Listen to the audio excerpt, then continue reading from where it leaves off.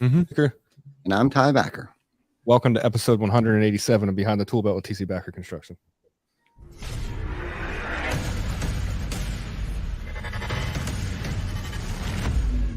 TC Backer. Roofing, siding, windows, gutter, solar. Roofing, siding, windows, gutter, solar. TC Backer.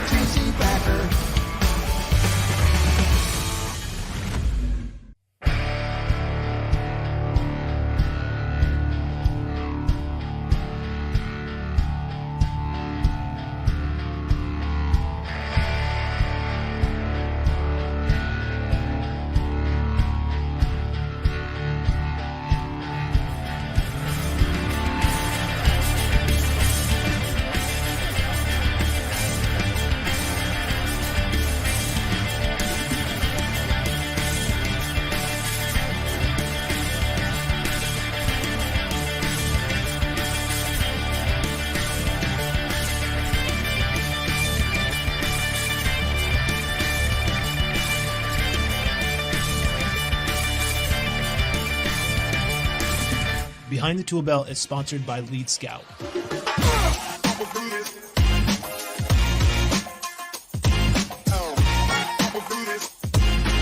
Find out more at leadscoutapp.com. I just think our salespeople are being a little bit of, well, lead babies.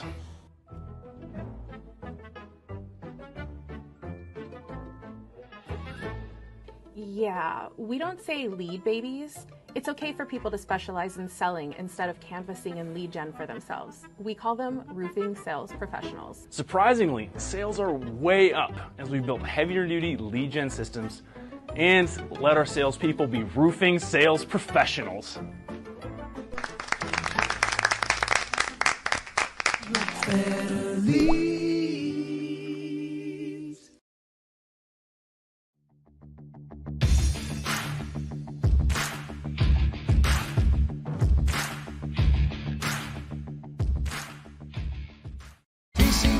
TC Backer. Woo. Boom, TC Backer family. Hopefully everyone is doing good, man. It's Wednesday. It's 7 o'clock. We got Chris Scoville here, man. This shit's going to be high energy tonight. I hope you guys are ready for this. I'm ready for it. I was dancing. I was dancing in the commercial. I'm struggling. Ty, I don't know about you, man, but I'm struggling with the new layout of the Facebook share. Like, did it change up on you, like how it presents itself when you got to share to groups and stuff? I'm still messing with it right now. I just looked at Vic and told him that. Me too. Usually I can I get a second to get ready for my intro and all that shit, and I was just finishing my last send when it was popping back on, so it got me a little flustered there. No doubt. So we got man. Yeah, anyone that's listening or watching, please share, like, subscribe to our YouTube channel, and like our Facebook page, Behind the Tool Belt, TC Backer, Chris Baker, Ty Backer. Like us, love us, follow us, all that good stuff, because we're always busting out, banging out great content. We always have fantastic guests that come on our show to educate us, to entertain us, to inspire us, and all that good shit. And it's also inspirational to have guests like Chris Scoville, who I got to briefly speak with yesterday. We had a great conversation, and then we got to really get to have some deep conversations 10 minutes before the show and at Roofing Insights. We kind of connected down there a good little bit, and so we've kind of connected on a couple different levels, and professional and personal, and had great conversations, and couldn't wait to get your ass back on here where you weren't being held hostage on what it was you could say. And because you kept saying, just today I'm working, because you were wearing 3 different hats, I think, at that time. So, like, make sure we talk about this, but don't talk about these other dude, two. It was so crazy for a while. Like, okay, I can talk about, well, it wasn't even just that. It wasn't anything to do with Blue Pages or Blue Pro Capital at all. It was the fact that when you work for a lending institution or a bank, right? Oh yeah, things you can't say, right? You fucking say fuck, fuck, and they'll call you into HR and be like, Hey, Yeah. so we saw that podcast. Matter of fact, that happened. I was on a podcast, got called into the principal's office at the corporation. They said, shut them down. I had to go back and call these people saying, dude, you got to take me off the podcast right now. I had podcast pulled because the corporate, they're like, you can't say that on a podcast. They don't want any of us being interviewed. I'm like, yeah, this isn't going to work so well. Yeah. That's corporate. That's corporate world for you. It's fine. I get it. Right, I respect that. Yeah, they got to cross their T's and dot their I's, and unfortunately, there was a bad apple that had ruined that probably once before, and their attorneys get involved, and they have certain policies put in place to make sure that they're covered and protected. Yeah, I get it. I respect it. It's just I think that there's a certain point where you just I hate this. It's kind of weird, unemployable. Yeah, right? When you get to that point where your passion has outgrown your employability. Yeah, that's good, right? My passion has exceeded my employability. Right. Yeah. It sounds like you're unemployed, but now you're unemployed. How does that feel? Yeah. You're unemployed. And you're unemployment line. How did that feel? Yeah. You want to pay my mortgage this month? If I have to, I probably would. I love you, brother. No. Yeah, I know that. I'll be restrained, man. I'd like to move into your new building. That's gorgeous, man. Yeah, we got plenty of space, man. Move on up. Let's go. I think I sat there and stared at the picture the other day. I was like, oh my God, I got to get back to work. It is pretty. It's a pretty building. We should come up with a name for her other than headquarters. But we haven't moved in yet. We had I should say, I guess, how do I say it? A hindsight 2020 moment of let's not move in yet. Let's change some things so we are not regretting moving in and saying, shit, we should have moved that wall, made smaller, made that one bigger. So we did it because we could do it and we're doing it. So we're pumping the brakes on our move-in date. We were going to move in. Our second date was August 1st. I don't think that's going to happen. We're going to need at least 2 or 3 more weeks to get things tightened up. We added some things, deleted some things, all that good stuff. But once we get in there, I think on many levels, it's going to improve, morale, culture, visibility. Obviously, it's already, the exposure of the location. So it was definitely a big milestone for us too. And how we acquired the building could definitely be another topic and podcast of, how to refi cash out. I cashed out some rental properties to use that cash and potentially end up with a free building plus a pile of cash to potentially purchase other buildings. Yeah, that'd be a great one, man. That'd be a really good one. A good educational video for people on how they can do that and, make your money work for you and that kind of stuff. Yeah, that would be a really good topic. Absolutely. Leverage, baby, leverage. I received, this is actually kind of timing. I received, all right, this is good timing. In the mail today, I received some closing checks on investment properties that I funded for contractors. So this is very, very interesting to your point on leveraging. My finance division, Blue Pro Capital, I have many different divisions for contractors to utilize. Love that. I have investment, flip and fix, rehab, rental, investment property lending now through my finance center. So one of the contractors that gets his financing for me for his roofing and his residential stuff said, hey, I've got this property I want to buy, flip it, get rid of it. Can you help me? I said, yeah. We closed in 20 days. Nice. And there's the checks. I got paid commission on it apparently. So yeah, I had some checks. So a lot of leveraging. Yeah. So speaking of that, what would be the criteria? Is like if I wanted to do something like that, what hoops would I have to jump through? Not many hoops at all. Matter of fact, the team is so good at it that the guy that is my broker, that brokers all my deals nationally, I've worked with him for over 20 years. He hired me when I was in wholesale construction to permanent lending out in California. His name is Josh Levine. He's in California. He's part of my finance team that handles investment properties. He'll hop on the phone with you, structure it up, and they actually give you a project manager to work the project with you. So if it's your first one, you don't have to be scared about not knowing what you're doing. The project manager will get on the phone, give you a line item cost breakdown. Because there's many different things. All right, there's rental, there's fix and hold. So it really depends what it is. And then, of course, LTVs, LTCs, cash to close. That all comes into play. So I don't want to talk about terms because it'll be really confusing.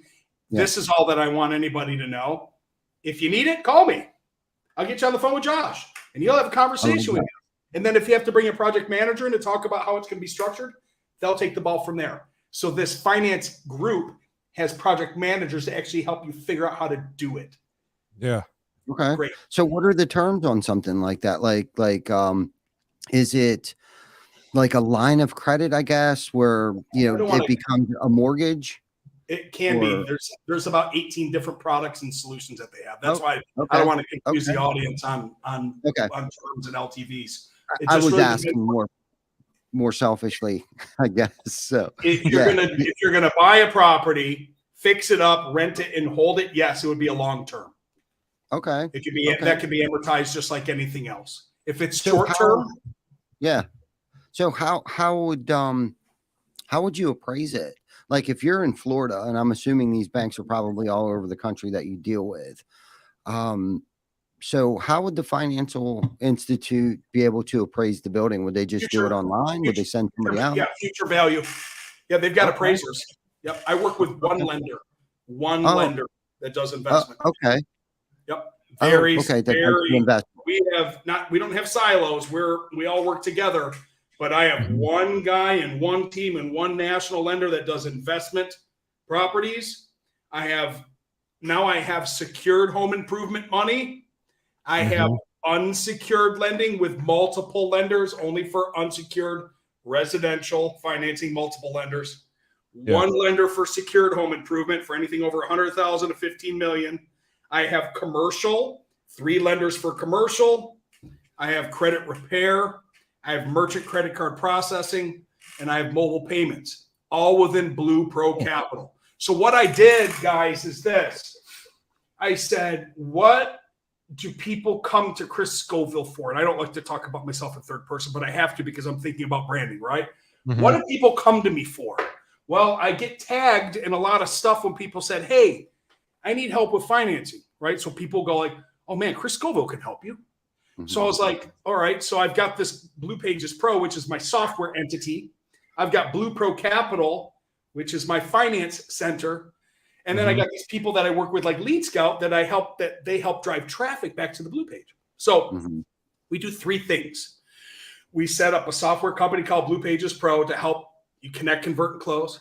We put integrate the financing into the Blue Page. And then there's people like Lead Scout that can help you drive traffic back to your Blue Page and your website. So it's just Akuma Matata, circle of life.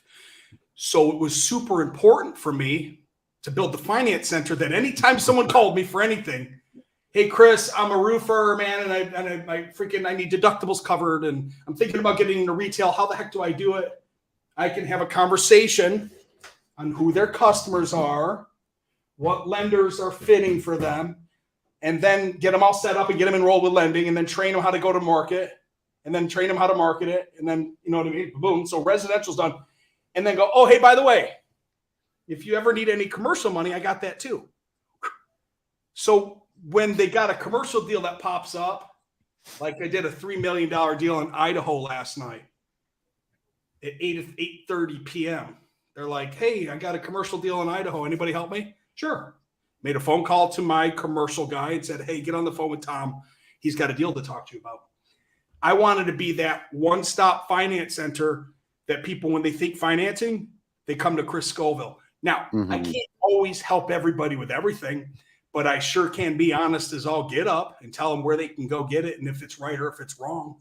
And if I don't know, I'm not as scared to say I don't know either. So that's why I built the finance center. Yeah. No, and it sounds like something, how long have you been doing this? Long time. 26 and a half years. 26 and a half years. So you pretty much know all the ins and outs and you don't really want to get into the interest rates and stuff like that. But what is the typical terms and repayment options available on some of these loans? Like, so if I was in a home with a homeowner right now, and they had mediocre credit. Let's say they had a 700, like you discussed earlier, 700 credit score. What kind of terms or options would be available that I could offer them? Great. Like if they wanted to do a roof. Great topic. So Yeah. let's go back to the beginning. Okay. First off, I want everybody listening to this to just anything that you ever thought about financing, just take it and put it in the fucking garbage. Throw it away. Throw it away. We're going to simplify your life. When you're building a roofing system, and I look out the window because I like to look at the roofs when I'm on the intercoastal here. When you're talking about roofing, you like to look them right in the eyes. Yeah, I like to look at the roof when I'm talking about. When you're building a roofing system, it's called a system for a reason, right? There's parts to make it a complete roof, right? Right. Financing is actually a product that's built into the price and the cost of the roof. That makes sense? Yeah. I just got off a training with a great company out in California. We were discussing this because they didn't know how to build in dealer fees into their margins to take financing to their space. I said, well, it's very easy. You just take 5% and add it to your book and call it a day. So let's just start with that. Financing is easy. Don't worry about dealer fees. It doesn't matter if they have them or if they don't. You're going to look at financing like it's just a product in whatever you sell. Roofing, windows, doors, gutter, siding. It don't matter. Financing is now a product that you install in a home. Okay, we got that out of the way. Financing is easy. Do you know why? No. Because when you show up and you look at the customer and they're putting an investment on their house that's going to protect their family and the value of their house, you're going to say to them this, Mr. and Mrs. Smith, are you going to be using your money for the project? Or would you like to use some of ours? There, you're now a finance expert. Yeah. In one sentence, you now know more than 90% of the other roofers in the marketplace. I'll say it again for those of you that are not listening or paying attention. Mr. and Mrs. Smith, were you going to be using your money or would you like to use some of ours? And they're going to immediately go, what? What does that mean? And you go, well, we've got some lenders over here that can give you affordable payment options that you can pay over time with no prepayment penalty. And I can do a soft credit pull to see what we get you approved for. It takes about 13 seconds. Or if you'd like to give me that insurance check, that's cool too. Or if you'd like to give me a credit card, I'll take that. Or if you have cash, I'll take that plus 3 referrals and a yard sign for 90 days. But I ain't giving you a discount for nothing. Okay, because cash equals credit, right? So far we understand that financing is a part of the roof. It's a product that's built into the cost. So now we don't have to worry about margins and dealer fees. We've realized that we don't have to be a financier to introduce financing options to a customer because I just said, hey, you using your money or ours? Now I got these freaking tool over here that does a soft credit pull that won't affect their credit score. And it's going to happen easy and fast. I said 13 seconds. So now the customer's like, oh, shit, I didn't even know we could finance this thing. That's cool. Yeah, because you know what? You probably want to hold on to your $10,000 and have a $114 a month payment, right? And now they're going, oh, hell yeah. I didn't want to part with that $10K because I only have $12K in my bank. And if I gave you the 10, I'd only have 2, and that's freaking scary. So you're telling me, Scoville, that I can have this roofing system for $114 a month? Yep. Let's go. Boom. Now, I didn't say anything about interest rates. Did I? You asked me interest rates. Did I answer your question? Hell no. I skated away. I didn't talk about terms. What did I say? Do you want to use my money or yours? And what was about $114 a month for 10,000? Yeah, $114 a month. That's all anyone cares about, man. What's my monthly budget? So let's break this down. That was pretty simple. And that's it, guys. Sorry to burst all you lenders out there that are lying to people, telling them that it's hard to offer financing. Stop it. So when you go buy a car, you're like, I can't wait to go spend $97,000 on a new F-150, right? I mean, that's exactly what you say when you go to the car dealership, right? Yeah. No, you go, I'm going to go spend $67,000. You're telling your wife, we're going to spend $67,000 on the new F-150 and a half. So you get in there and the guy's like, hey, here's the model. And then you see the other model and you're looking at it. You're like, shit, that one's $97,000. And the sales guy's like, I got him because he's going to ask you what's your monthly payment, right? And you got this hard line going, we're not spending anything over $605 per month. That's your hard line, or you're walking. Because you're a badass motherfucker. And you're already thinking, I'm going to win. He ain't going to win until you see the model that you really want. Right. So then they get you and you do the test drive, and now you're in love with the $97,000 one. So we've taken 605 out, and now we're at 759. And we're totally cool with that. Because we know that, you know what? As long as it's under 800, I'm cool anyway. So selling a roof is the same way. You're just giving them a payment and making them happy, so they don't have to take $97,000 or $10,000 out of their account to buy the stupid thing. It happens every single day. This is how we buy. So the myth of financing being difficult, it's really fun to break it. Now to answer your question. Yes, please. What are today's interest rates? They're about 10.99% on a 5, 7, 12, 15, 10 year, no dealer fee program. 10.99. It's only gone up a point. For 15 to 20 years, it was 9.99 for 10 years. Was the number one prevailing home improvement unsecured loan in the United States of America. Do you know why? No. Because the average ticket was $10,000. It kept the payment under $150 a month at $132. And people are okay with spending $150 per month in home improvement. However, we've seen an increase in supplies and costs. So now that price is up a little bit more. The average ticket is like $13.5 to $14.5 now, which is okay because inflation and shit happens. So in the unsecured world, with all this chaos that apparently happens, I don't watch the news anymore. Interest rates are only up 1 point, which on a payment factor is $1.72. Right. So it went from $131 a month to $135. Ooh. Right. So 10.99 is about your flat rate, your par rate now at a no dealer fee program across the board with most lenders. Love that. So there was a couple things that you had mentioned, and there may be some people listening that don't know the difference between a couple things. So the first one that kept popping up is you kept talking about like a soft pull. What's the difference between a soft pull and a hard pull, and why is that important? Good question. I'm sorry, I got a little perverted in my brain. So TC Backer, family friendly show. Sorry. That's right.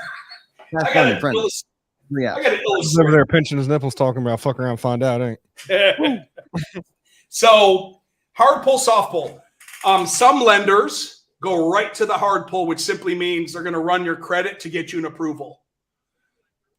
Some lenders will do a soft pull, which doesn't have an effect on your credit score. So, Ty, as you're sitting there right now with an 805 FICO, good job, by the way. You're paying your bills. Your credit is up. And you went to go. It's fucking creepy.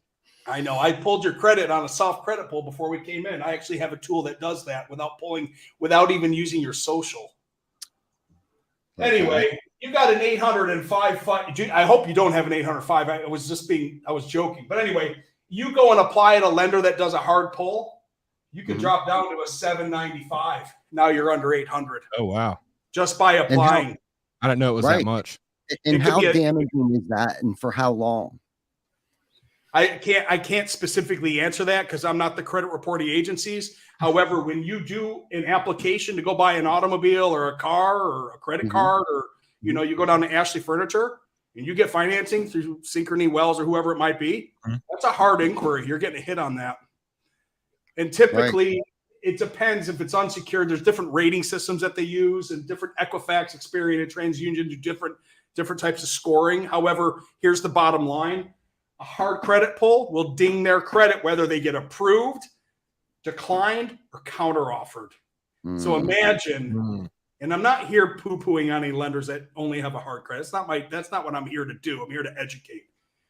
But if you're a contractor, it might be an important question, along with the other 15 that I have that I'll give to you for absolutely free when you reach out to me after this, on how to vet the lender that you're talking to. There's a whole list of things you're going to want to ask them. Do you do hard or soft inquiry? You do a know before you go. Can I send you a list of the 100 homes that I'm marketing to you for you to let me know who qualifies and who doesn't? And can you eliminate the rental properties? So I'm only reaching out to the property, not the Airbnb people. I want to reach out to the people that actually that own the homes, right? So they get real specific on this because I want to make sure that contractors are targeting, like Lead Scout. You have the ability to target the right home, so you're not knocking on an Airbnb. Mm-hmm. Same thing with finance. So there's a whole list of questions you want to ask your lenders before you decide who to sign up with. Soft credit pull makes it simple, and it's the way everybody likes to. You can get approved now by doing a soft credit pull to see what you're approved to. It's less intrusive, and it removes the friction at the point of sale and the point of need. Right, and it's quicker. It's quicker to get an approval. So it's nice. It's nice. I mean, financing the F word can be scary for some people, but it's a takeaway. Now, when I train, I'm always training in the same vernacular and the same word tracks. When you're presenting a payment option, a finance option, an investment option, all those fancy, stupid words. Look, it's a freaking payment. It's financing. Who cares? Monthly payment, monthly investment, whatever you want to call it. Mm-hmm. You always finish the sentence with no prepayment penalty because you can pay the loan off whatever you want. Like just finish a sentence with something nice. Mm-hmm. Like there's no prepayment penalties on any of these. Matter of fact, lots of people pay them off before the term is over. Mm-hmm. If you sell your house, no problem. You take the proceeds and pay it off. It's not even a lien on your house. It's unsecured. Unsecured means it's not being securitized against the value of your home or your LTC or your LTV. It's a nice little takeaway to say, because somebody might go, 15 years, $114 per month. What? I just wanted to keep your payment low. Would you prefer $149 a month? Well, what does that mean? Well, we could take it down to a 10-year for you if that works. Yeah, I'd rather have a 10-year. Cool, sign here. Awesome. Now, when I train people, I'm always training low monthly payment option first. Mm-hmm. I want them to. There's a whole. I don't want to get into it. It's called matrix flow. I do this training to teach people how to go through a matrix. It's a programming matrix on a pricing sheet because I want to make contractors as much money as possible and keep their margins super strong. I call it margin integrity. Mm-hmm. But I also want to help the customer with a low monthly payment option. So it's a win-win for the contractor and the consumer. So the positioning in the conversation, like when you go buy the truck, I want you to say yes or object. And if you object, I'm going to isolate it. I'm going to kill that objection so that never happens again. And I'm going to go to the next program to see if I can get you to say yes or object. If you object there, I'm going to go somewhere in between here. And if you object there, I'm going to close you over here. And we're done because I've isolated, close. Matrix flow. It's a super important training because my goal is to protect contractors' margin integrity. I want to make you as much money on your projects and help the customers at the same time, so it's a win-win for both of you. Yeah. Of course it is. It has to make sense for both. Now, my second question, and you touched on it a little bit there, is a secure loan and an unsecured loan. So let's go down this rabbit hole a little bit here. Like, what's the difference between a secure and unsecured loan? How long is a string? No, I'm just kidding. 50 feet. The last well I dug was about 125 feet. Oh shit! This guy next door had the well guys there. Jimmy, what are you doing? He goes, they got me. I go, what do you mean they got you? He goes, freaking town, man, they're making me pull permits. He did a complete remodel on his house without any permits. They were in there digging, pulling up sewage lines, replacing sewage line, doing air conditioning, doing electric in the middle of the night. They got him. The inspectors came over and said, yeah, we're going to need to do some drilling because we need to. Oh, no. Anyway, so secured versus unsecured.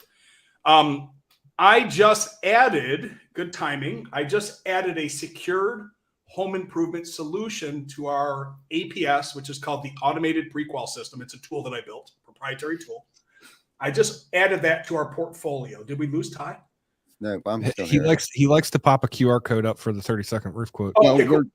Got you. I failed to mention, everybody, we are being sponsored by Rode. So every now and then we got to throw a subliminal message up there. Oh, no, that was cool. I thought I lost you. So I just added secured home improvement to our portfolio that can also be run with a soft credit pull. And here's the reason why I did it, and I'll explain the difference.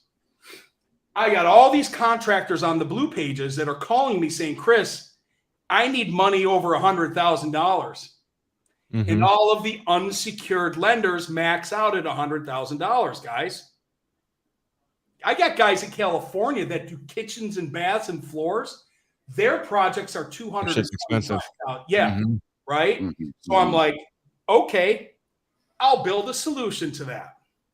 So I went and I partnered up with a national company, and we're building out home improvement secured products to offer contractors and consumers at the point of sale, where we can use the APS model, get their soft credit pull, get their stated income, their debt to income, get all the ratios, get all the data, and get it to my team so we can provide loans over 100,000 at the point of sale. They can't be closed at the point of sale like unsecured is 13 seconds, you're approved, signed electronically, do the bill, get paid. Everyone high fives and has a big shot of whatever they drink, right? Unsecured takes some paperwork and it takes a little bit of time. That's the big difference, right? Secured, it's a securitized lien against home. It could be a home equity line of credit. It could be a closed-end second. It could be a cash-out refi. It could be a rate and term. It could be a 203K. It could be FHA short, quick. Like it could be many, many different things attached to the home rather than not attached to the home. That's the difference between unsecured and secured. So I had to build this into the system because I wanted to make sure that I armed that contractor with all of the ammunition in their gun to be able to close the job and get a yes. Of course, it's great when somebody can do it through unsecured and close the job out right then and there. But what happens to that standing seam metal roof that's $176,000 in Boca Raton? Mm-hmm. That guy's not rich, by the way. The guy with the BMW and the Mercedes and the Range Rover, he's got good credit. He's just broke on a higher level, bro. Right. He's learned to leverage all the banks. That's why he's got all the shit out there. So if you, as a contractor, think, oh, I got this one. This one's in the hole. This is a cash deal. No, you got yourself someone that's just broke on a higher level, man. And they're a pro. They're waiting for you to say the F word. Yeah. Mhm. I can finance this and leverage this for 12 months with no payment, and it's going to convert to a 799 10-year on month 13. Let's go. Give me $100,000 because I can't get that on Wall Street. Yeah. Right. Exactly. So let's circle back to a HELOC. I heard you mention a HELOC, and Vic and I, it was funny because Vic and I had a conversation about this today. So you're able and have the way of being able to, like, if I wanted to pull equity out of my house, you're able to do that for me. Yes, and, sir. And if so, explain that process to me. Yeah, absolutely. So let's say you're at the point of sale and you're like, you know what? I don't want to do the unsecured thing. I'd like to use the equity in my home. Mm-hmm. Then you'd call up your boy Scoville. I'd send you a quick application. You'd fill it out, send it back to me. I send it to my team, and we underwrite the file for you. We're going to look at the value of the property online. We're going to see what you owe, first, second, anything leaned against the particular home. We're going to come up with a CLTV, which is a combined loan to value. It's typically usually maxed out at 80% CLTV. That's a combined first and a second, because you don't want to touch your first because you're sitting at 2.75 on a 30 and you're sitting at 2.25 on a 15-year. So you don't want to refinance your first. You want to leave that thing alone. You want to dip into the equity. So if your house is worth you owe $500,000 and it's worth $1 million, that means you got $500,000 worth of equity minus 20% for that. So let's just say you got $300,000 available. Now, $300K, you want to pull out $200 because you're doing a flooring and kitchen project. You can take out $200K at a 799 adjustable based off of the LIBOR with a 10-year draw period on a 20-year amortization. So that is approximately interest only. I don't want to do it in my head. And lie, probably $1,200 a month on an IO. And that was a great description. So basically what you're saying is if I have $500,000 worth of equity in my home, you're able to give me up to 80% of that. So that would be what? That would be the 400,000. Yeah. Well, just take 800,000 minus 5, call it 300,000. Okay. So at that point in time, I only need 200,000. Am I being charged for the full 300,000 or only the 200,000 that only on what you draw? Okay. That's the beauty of a HELOC, is you're only going to pay on what you draw. And you get a 10-year, well, let's just pick on the product that I'm talking about, a 10-year draw period. So you got 10 years to draw that out. Okay. And then when you talk about like what is amortization, explain that for those of us that may not know what amortization means over These are 20 great years. questions. I'm the dumbest guy in this room. You draw You good must pictures. not know me well. Yeah, you must not know I me am well. the only guy in this room. Holy shit. Well, So, you may not be able to draw worth of shit, but you're probably one of the smartest people in this room right now. For real. For real. Actually, I'm the dumbest and the smartest guy in this room. It makes me almost non-existent. Oh, that's fun. Amortization is a fancy word for term. How long is the term? Mhm. Right. So when you do an unsecured loan on a 10-year term, it's an amortization. Now, amortization schedule is different in the financing world because your unsecured is simple interest, whereas your mortgage has got a different interest factoring on it, where you're paying primarily in the beginning of the years lots of interest, and then the end of years you're paying the principal. So it's a sliding scale like this. You're paying a lot of interest in the front, very little principal, and it flip-flops halfway through it or near the end. You start paying, more towards the principal. That's how banks make lots of money on mortgages. Whereas an unsecured loan, it's a simple interest loan. It doesn't have the amortization of a bit. Right.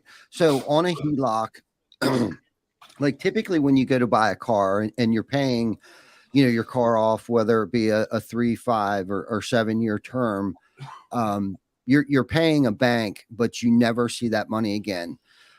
So with a HELOC, as I'm paying on that $200,000 that I used to do my kitchen remodel, am I able to use that money later, or is that money just spent?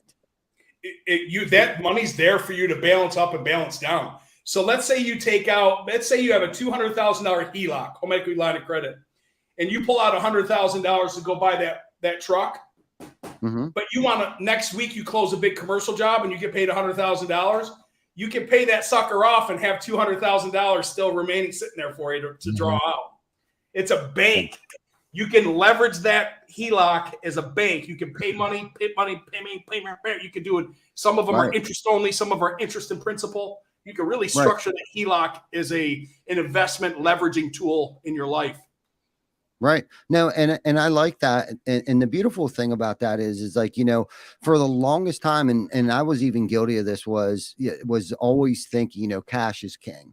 Right. Cash is king. If I can't pay cash for this, then, then we don't want it. Well, unfortunately, and shame on me, because that was small thinking on my behalf when I could borrow money, right, or leverage my home, right, if I had equity in it, and use that money, so then I don't become what I call cash poor at the time, and leverage the bank. And then let's say when I get my tax return, and I've never received one because I've always been unemployed on paper. You and Chris, right?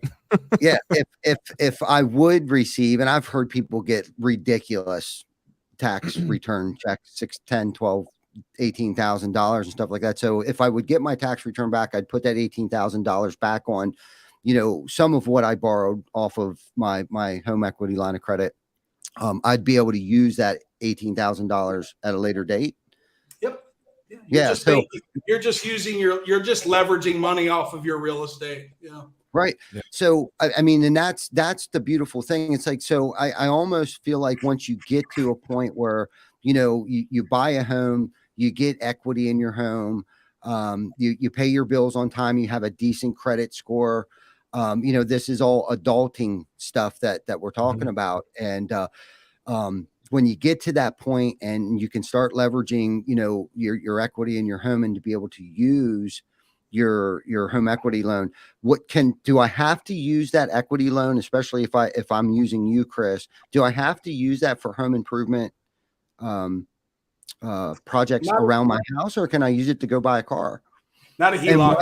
And why would I want to do something? Why would I want to use that? I can't tell you what you can and can't, should do with your money. I can tell you that the HELOC is your money to pull out and use as you wish. Okay. When you get into other 203Ks with line item cost breakdowns and schedules and draws, that's a little bit different, right? So the HELOC is a home equity line of credit. Line of credit is a line of credit for you to do whatever you'd like to do. You don't have to check in with anybody. Right. Okay. You can write checks out of it. It's like a bank account that you can just take money out of at any point in time, correct? And then you are charged interest and have payments based on whatever that amount is at that is point correct. in time.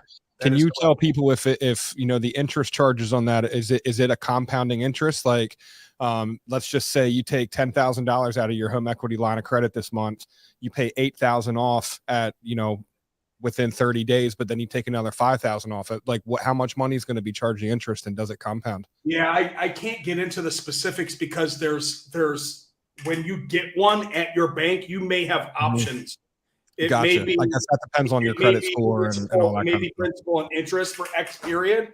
It may be Mhm. principal and interest for the draw period. It may be Mhm. an IO. It may be IO only. I don't know. I don't want to give anybody the incorrect information. Right. Just know that there's different types of repayment systems and different types of interest on what you've drawn and what you've not drawn. And sometimes your bank or your lending institution will give you the option if you want an IO or non-IO, if you want a fully principal and interested. So it really comes down to how you want to set up your home equity line of credit. But you're right. You're going to be charged interest on what you draw out. That's the bottom line. Now, do you want to pay the principal and the interest at the end of the month? Or do you want to just pay the interest? That's usually the options that the lender will give you. Yeah. Yep. Gotcha. Okay. This is great. This is great. This is probably one of the more informative things that I've seen here and on the show in a while. And Chris, I do have a question for you, man. We touched a little bit earlier in the show. I don't know if we had hit live yet or not about how, you know, you got to a point that you wanted to leave, you know, we'll call it corporate, and to where you could kind of be on your own and not be held back by any kind of restrictions. Like, what put you at the point that you wanted to do this? Because number one, man, you're super high energy. You're extremely intelligent in this shit. And you got something really good going with all these different things that you're pulling together. Where'd this come from? Like what made you get this idea? Is this just like an idea after idea after idea that just kind of happens and you're just really good at making shit happen? Or, you know, did you leave there with full intention of doing all this shit with Blue Pages? Man, a lot of great questions in there. How do I unpack this? So I think that when did I get the courage to finally step away? We've got, how did I create this thing, this entity, this solutions that I brought to the marketplace? I think those are the two things we should probably unpack. Yeah. Should I start with how I created it first? You start wherever the hell you want, man. Yeah, I think let's go back to why let's go back to the why. Like, yeah, let's talk about let's start there. What's your why? What's the why I created this solution? And then let's go, well, geez, why at 52 years old did you leave the comfort of banking? Right. All right, cool. Excellent. Props. So right here, we've got a bar nap. A bar napkin. You see the bar nap? Dude, those are the best. All right, cool. So this is my business plan that I wrote for my business. I was at 10X and I was in Miami and I was watching Grant Cardone and Russell Brunson. And there was a really good one where he jumped in and he acted like he did the parachute thing.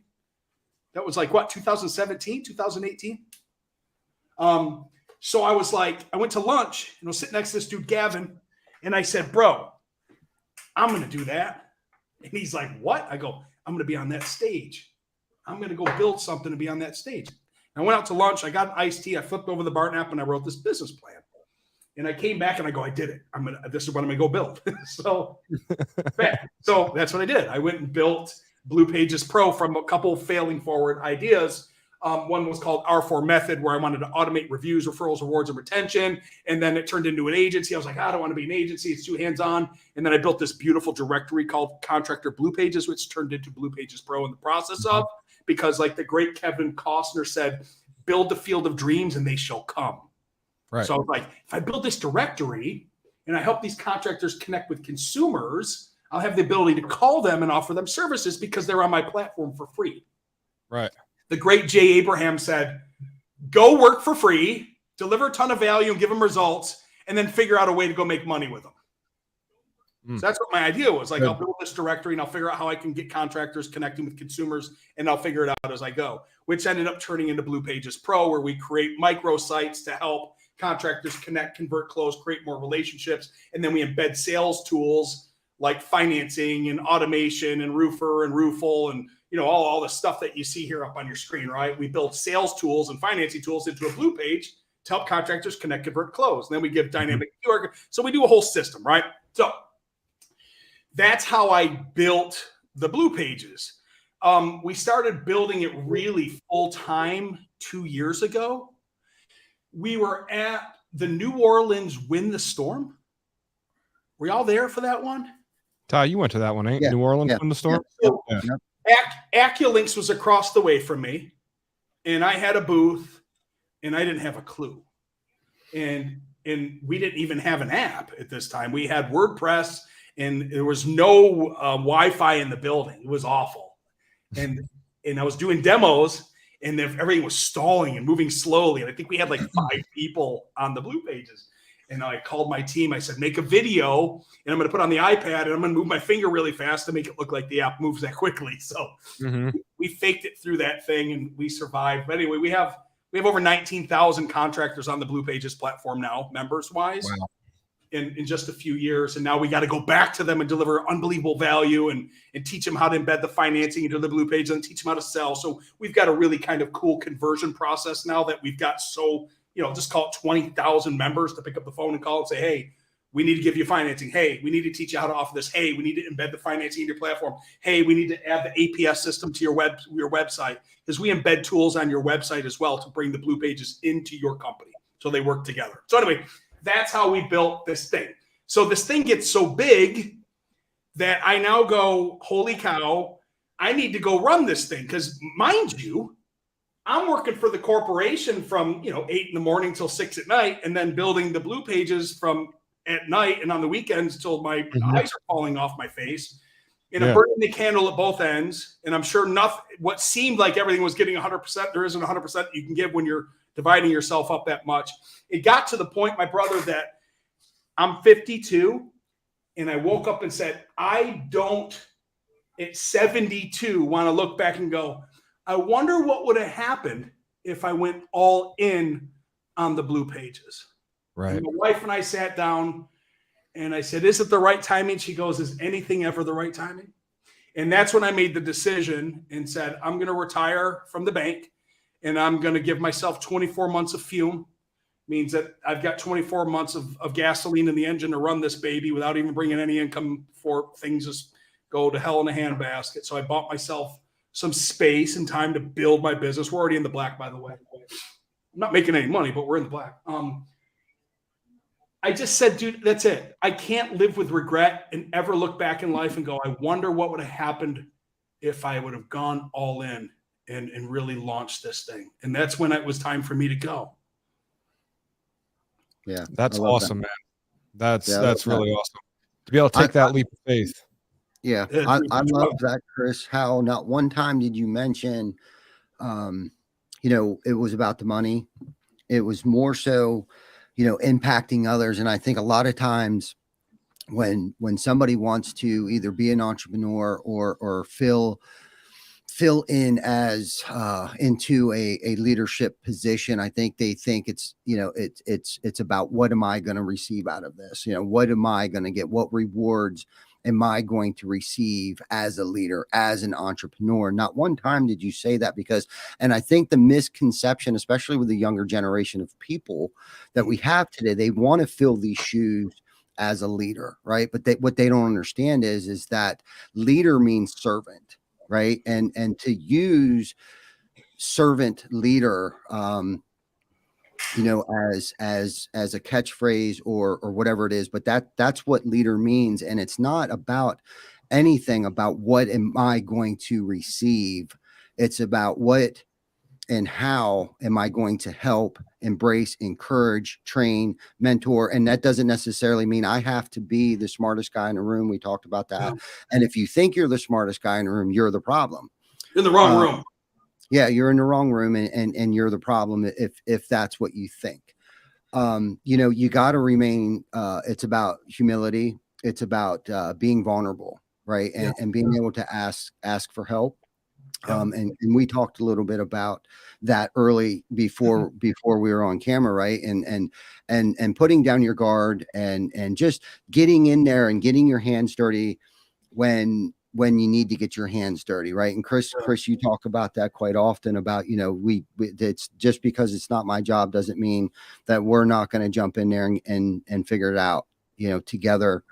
And understanding your strengths, your weaknesses, your values, and your beliefs. And it sounds like your values and your beliefs were already there. It wasn't about, and like you said, it's like we're in the black, and that's good. That's great, especially early on.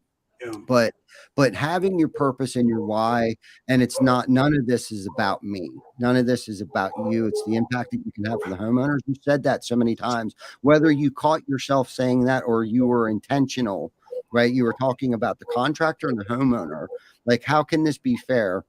And you weren't talking about profit necessarily. And that's a whole other topic. It's like, I think so many times people are afraid to say the word profit, right? It's like profit became a bad word. No, profit means success.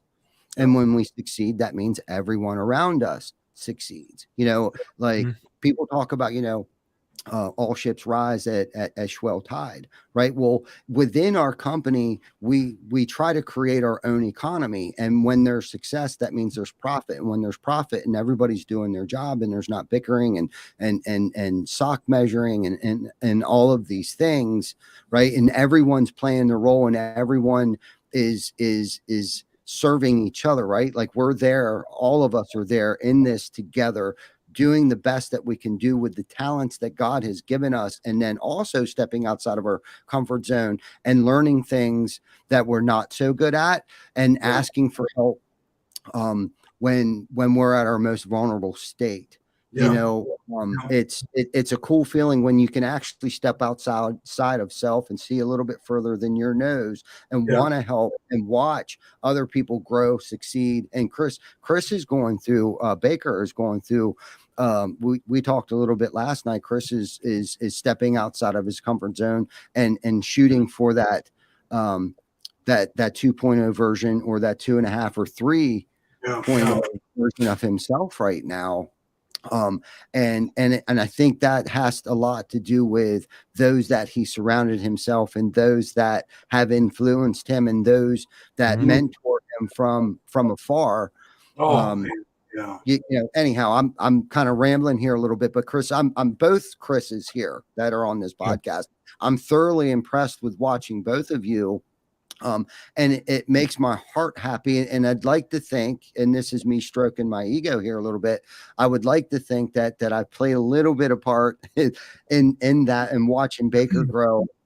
And that's what it's about today. For me, and that's my purpose. We talk about purpose and our why and stuff like that. And just because I'm the owner of the company doesn't mean shit, doesn't mean I have all the answers. And quite frankly, the team is what made the company that it is today. That's such a good point.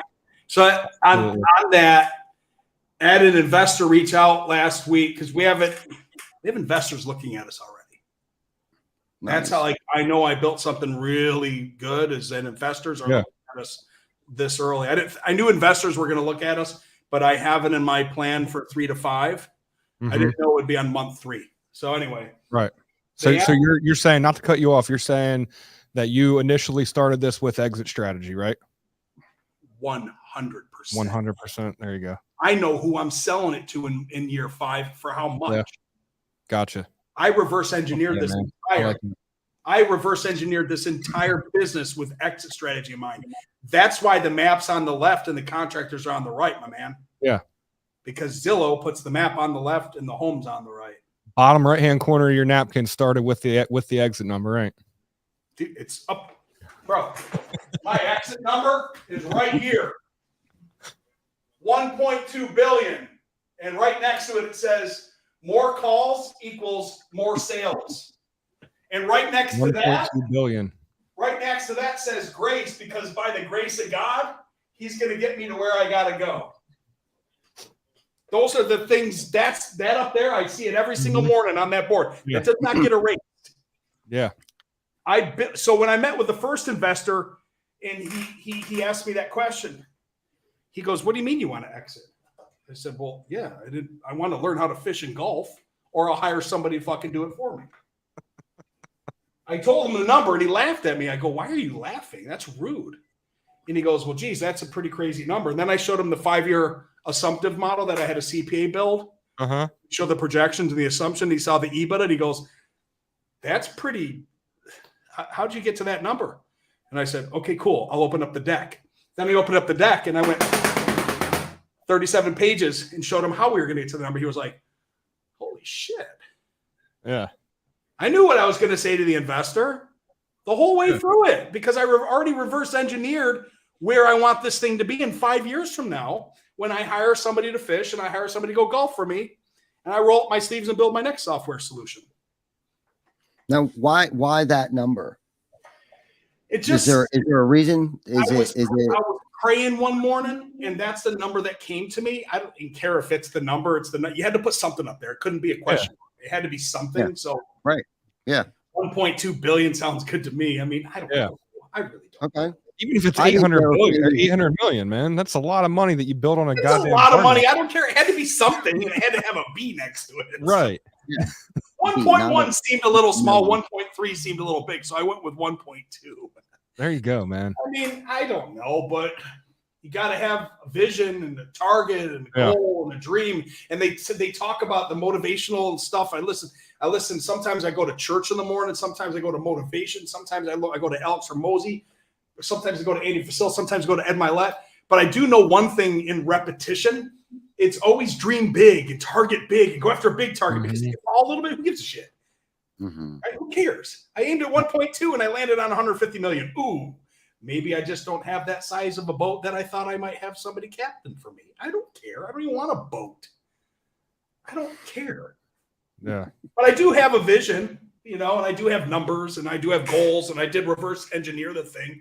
And I do have 7 other software projects that I want to go build. So if somebody does buy Blue Pages Pro and the Finance Center, that I'm ready to roll up my sleeves and get right back to work the next day. My wife asked me a couple of weeks ago when that thing got up to like 1 billion. She goes, what would you do if you won? I said, I'd have more money for ad spend. She's like, what? 1 billion? I go, yeah, imagine how much money I could spend on ads. It wasn't like I'm going to go buy a Porsche or a truck. A new house. Buy more ads. I was like, oh man, I could really, really have a lot more ads on social media. Oh man, that's hilarious. I like this guy. Yeah, that's good stuff, and I like how you got the amount right. Shoot big. Quit thinking so small, right? And you have a date, right? Maybe not like November 15th of 2030, but you got the 36 to 72 months. You'd like to be out and perhaps pursue whatever your next dream is. But I was kind of hoping that you were going to say, because with the $1.2 billion, I'll be able to impact 10 billion lives with that money, but I'm sure that's in there somewhere. I just know that I built a system that, like you had said, it helps 2 people. The trademark thing behind Chris says, helping you help your home. So the company is helping people help their home. And there's 2 prongs to that. The consumer has a need, a want, and they have to have something either protect themselves, increase the value, stay safe, whatever it might be for the home improvement. And then the contractor gets to go in and provide those unbelievable services so they can feed families of others and keep people employed. So the beautiful thing about the industry that we're all in is, at the end of the day, with what we do something really, really good for the world. Yes. Right. We're protecting people's home. We're increasing the value. We're keeping people safe. And it's their home. It's where their heart is. It's where their dogs are. It's where their wife, their kids, and these contractors get to go in there and solve big problems. When your air conditioner is broke and your wife is crying because she's so hot, she can't sleep and the food's rotting, and the air conditioning guy comes in, he's next to God. Absolutely. And then the roof's coming in and the black mold, and the guy comes, he throws a tarp on there because they just had a hurricane or a tornado or something like that. Like what people do in the trades is amazing, and it's serving the consumers, and it's serving the contractors by being able them to, provide for their workers and coworkers. And to that point, the investors, I got off the track there. He said something, I don't want to disclose too much. He said something like, "What do you want?" And my first sentence back to him in reply was, "Well, I want to take care of my team. And I want to take care of my partner out in California. That's my CTO that's helped me do all the project development." And I think the last sentence had something to do with me. I want to stay on for 3 to 5 years on a contract to help you guys go to war and dominate with this thing. So 4 of the sentences were all about my partners and my team, and make sure the people in the Philippines and my project developers, all my team was taken care of. If somebody's to throw a boatload of money at me, I want to make sure that my team is taken care of. I ain't worried about myself. You need me to run this thing and get it, but I want to make sure that the team is taken care of. So I want true leadership. That point in there. It's true leadership, man. Amen. That's good stuff. Amen. Guys, anyone that has joined in any farther into this than 10 minutes, go back and watch this in the replay. This is a really, really good episode, man. I knew as soon as you popped into this thing and was like, "What the fuck's up?" or whatever the hell you said when you came in with all that energy, I was like, this is going to be a good episode for sure. And then you were drawing stick figures and shit when I was over getting a drink, and I didn't know what was going I didn't know what was going on. This has been a really, really good episode. This is going down in my books, at least, as one of my favorite for multiple reasons. It's been very educational, very informative. This is stuff that you guys can use in multiple different professions, in your personal life, anything. This is a great guy, very high integrity, and just you're a fun guy to have on here, man. You brought the energy tonight. Great job. I really thank you guys for having me. I mean, thanks for bringing me back too, Ty. Yeah, man, you're welcome. No, like Chris nailed it, dude. You're a good dude, and we love what you're doing over there with whatever it is that you're doing today, whatever hat you have on. And congratulations on entrepreneurship. You deserve all good things, brother. And we will have you back on. We maybe in 6 months, 3 months or something, or I'm sure we'll run into each other somewhere along the line and see how you're doing and what impact you've had on contractors and homeowners' lives. And you'll come to find, and I'm sure you already have, that's the most rewarding out of all this. It's not the paycheck. I've tend to find that, the more that I stop worrying about money, and more worrying about people, that the money just comes, it just shows up, right? It just shows up. It's there. It somehow, some way, every week, there's enough there to make sure that everybody's taken care of and everybody's fed. And I'm sure you've already experienced a little bit of that, but as time goes on, and by all means, man, if you ever have any questions or need someone to, as a sounding board of God, Ty, how am I going to get through this? I got a couple guys in my portfolio right here that I've already reached out to. So careful what you wish for. I'll call you. No, put me in speed dial. Put me in speed dial, and we'll do whatever we can to support your journey that you're on right now. And again, congratulations for sure. Congratulations. Thanks, guys. Sure. Yeah. If you guys have not done so already, make sure you guys go over and hop out all of his business ventures that he's just been talking about. There's handy tools. He's a resource for any industry, anything that you have going on, home equity lines of credit. If you're a contractor, if you're a homeowner, if you're none of the above and you just want to talk to somebody about finance or get some kind of education, he'll help you guys out for sure. So hop onto his socials, give him a like and a holler. Make sure you guys hop onto our YouTube page too, Behind the Tool Belt on YouTube. Like and subscribe to that if you guys have not already. Thank you guys for tuning in, man. We'll see you next Wednesday for episode 188. Pretty soon here we're going to get out of these 180s because we keep saying 180 for the past 3 months. But Chris, thank you again. Thank you guys. Thank you for having me. I really appreciate it. Everyone enjoy your evening. Tyrus, enjoy your reunion, and tell Vic that I said hi, and Zach. Enjoy your family, and we'll catch you guys next week. Yep. See you guys.